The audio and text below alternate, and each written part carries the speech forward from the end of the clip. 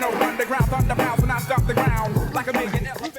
If episode 6 were a drink, it'd be a cocktail made of a NOS energy drink, sadness, and a shot of windshield wiper fluid. Really leaned into the show's whole Mad Max with extra daddy issues vibe. Sweet Tooth is still acting like the Joker if you were left alone in a Chuck E. Cheese for too long, while John Doe is basically the guy you regret carpooling with because he won't stop making heart-to-heart speeches over the sounds of machine gun fire.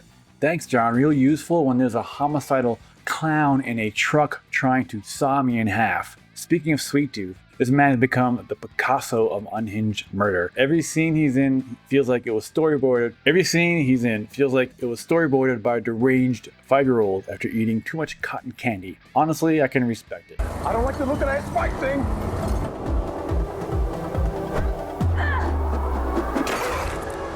But before I go any further into this review, don't forget to take a moment to like and subscribe. It really helps a brother out and it goes a long way.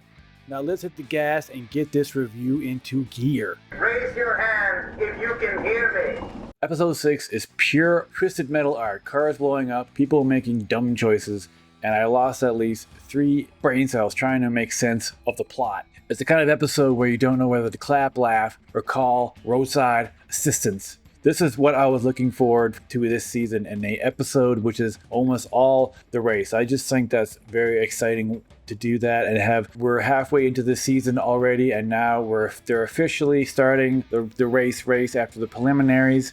But this episode definitely had a downer when Dollface ended up actually dying. So that was actually unexpected. Maybe in the games she dies, but this is only a day or two after John just found out that that's her sister. Just like that, she dies during the race. She actually sets off the package that they were supposed to deliver, and then it delivers a bomb exactly to their location. So it took her out and another person out, but it was an exciting episode because of all the car stunts and the explosions, and it's just a lot of fun to watch. The cars keep exploding, and it's like Michael Bay was personally getting paid per fireball.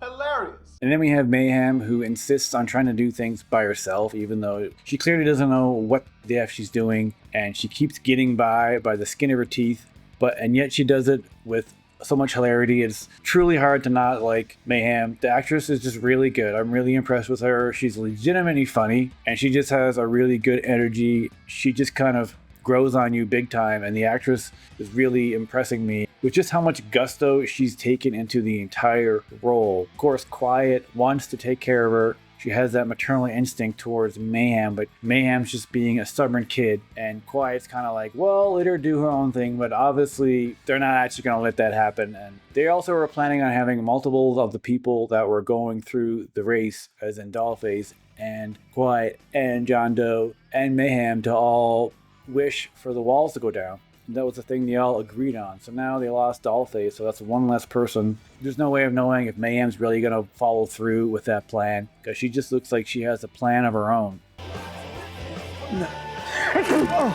This mixture of comedy and action, but also a little bit of emotion and heart, as obviously it's a major down point for John after his sister dies, but at the same time, he has this look of confusion about him, as if he doesn't really know how to feel about it, because he's still confused about if he can even remember that he had a sister. And it's like they were gradually getting closer, of course, as you would expect, but then of course we lose her too soon, and it's unfortunate. And the actress who played Dollface was great. Stu is trying to still reconnect with his old friend Mike, and then Mike and his weird overzealous friend who's just kind of a weirdo. Sweet Tooth is starting to get abusive towards Stu. Stu stops him from killing someone. Sweet Tooth didn't like that. It's from this point where in the relationship where he's starting to get really bossy. So now Stu and Sweet Tooth are starting to not grow apart, but there's definitely a rift there, and you could see eventually that's obviously not going to work out in the end. Mike's friend is kind of curious. I don't trust him. He's definitely way too friendly and smiley and nice. And there's just something off about that guy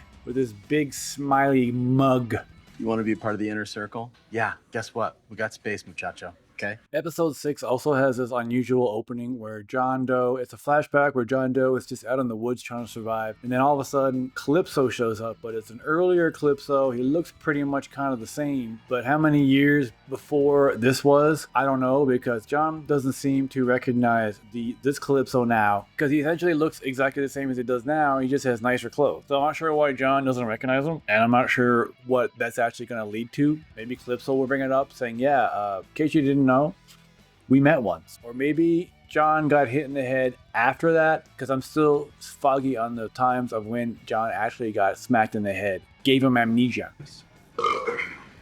So episode 7 cranked the chaos dial so high it snapped off. If episode 6 was a demolition derby, this one was a full-blown monster truck rally with a side of a therapy session. Everyone's either screaming, shooting, or oversharing about their feelings like it's a group counseling session at Fury Road. Oh yeah, you're ready to murder. Sweet Tooth is somehow even scarier and funnier, like a murderous Ronald McDonald, who's one bad day away from franchising murder fast food chain. Meanwhile, the plot is sprinting faster than roadkill on jet fuel, and yet it somehow makes sense if you squint and accept that physics took a vacation.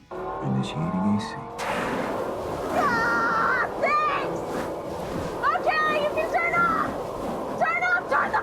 The action scenes hit like your controller's been stuck on turbo mode. Then we have John Doe still talking like he's auditioning for the role. The world's saddest Uber driver. He's still trying to deal with losing Dollface, but he still doesn't really seem to know how to process it, as he was only just kind of starting to reconnect with her, and the action makes 0 cents and 100 cents at the same time. So this episode is officially the beginning of the Twisted Metal tournament. Everything before was just qualifiers, so now we have 12 teams left, and it starts off with Calypso sending them off inside of a labyrinthian type abandoned factory area, and you have to pick up these exit tags. Once you pick it up, you're able to exit the actual area, but they only have 8 tags go along with 12 drivers.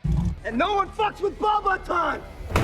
We lost the weird Deacon and his friend Benjamin, who were taking care of a baby that they seem to think is like their new god or something. Because yes, there's this baby that's sitting in a carriage, and for whatever reason this baby is like Satan, and there's even a scene where it has a gun in its hand and it shoots Stu somewhere in the arm. So this baby is some kind of Satan baby, but now Deacon and his friend are dead. They got blown up. Quiet and John just couldn't leave them there, so they actually did take the baby, but gave it to Calypso because they didn't want to deal with it.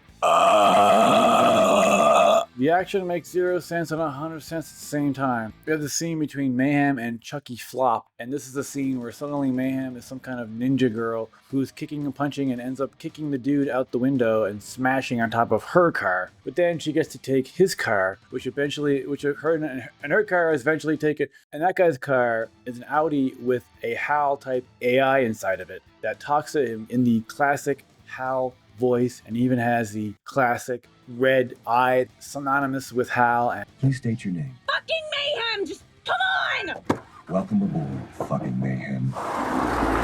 cars are flipping like they're auditioning for Cirque du Soleil. People are firing weapons that clearly ignore the laws of physics, and somewhere in there, I think feelings are happening? Maybe. Hard to tell with all the explosions. Episode 7 is a loud, ridiculous, over-the-top, which means it's perfect. It's proof that subtlety is dead, and good riddance. Ratings for each episode.